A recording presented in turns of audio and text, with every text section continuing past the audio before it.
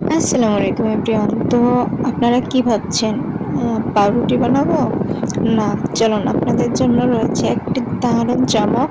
আজকের রেসিপিটা অবশ্যই শেয়ার দিয়ে রাখবেন, কারণ আপনার চটজলদি রেসিপি বানানোর জন্য এই রেসিপিটা কাজে লাগতে পারে। চাইলে আপনি বাচ্চার টিফিনেও দিতে পারেন, বিকালের স্ন্যাক্স, অথবা যে কোনো সময় চায়ের সাথে আড্ডায় আপনি এটা ব্যবহার করতে পারেন। তো চলুন আজকের রেসিপিটা শুরু করি। তো ফার্স্টে আমি 1 কাপ দুধ নিয়েছিলাম। তো 1 কাপ হালকা কুসুম গরম দুধের মধ্যে আমি পরিমাণ মতো চিনি দিয়ে আর 2 চামচ ইস্ট দিয়ে এটাকে ভালোভাবে মিশিয়ে নিয়েছি।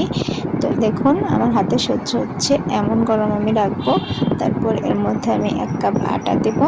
আপনারা চাইলে ময়দা ইউজ করতে পারেন, তাইলে আরও বেশি ভালো হবে। তো এইভাবে দিতে দিতে আমার যতটুকু আটা লেগেছে আমি ততটুকু পরিমাণ দিয়ে নিয়েছি। একটা আঠালো আঠালো ভাব আসবে, ততক্ষণ পর্যন্ত আপনারা মাখাতে থাকবেন। দেখুন আমি কি পরিমাণে দিয়েছি, এই যে দেখতেই পাচ্ছেন একটু আঠালো আঠালো হয়েছে। এরপর আমি বেশ কিছু পরিমাণ তেল দিয়ে নিয়েছি, দিয়ে এটাকে ভালোভাবে মথে নিব এবং সুন্দর একটা ডো তৈরি করে নিব। এইভাবে মাখতে মাখতে খুব সুন্দর একটা ডো তৈরি হয়ে যাবে। যখন আপনার মনে হবে ডোটা রেডি হয়ে গিয়েছে, তখন আপনি এটাকে ঢাকা দিয়ে রেস্টে রেখে দিবেন 1 ঘন্টার জন্য।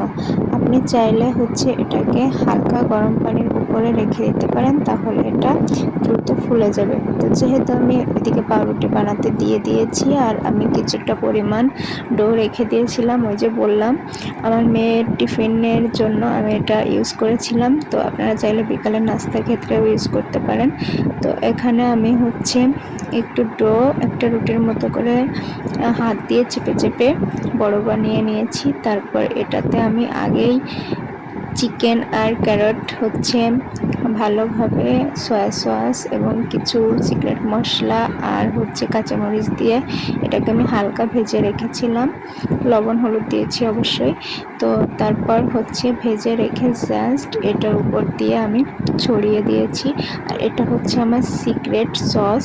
আপনারা চাইলে এখানে টমেটো সস, তারপর চিলি সস, যে কোনো ধরনের সস এবং মেয়োনিজ ব্যবহার করতে পারেন। বাট আমার এই সসটা জাস্ট দারুণ লাগে খেতে।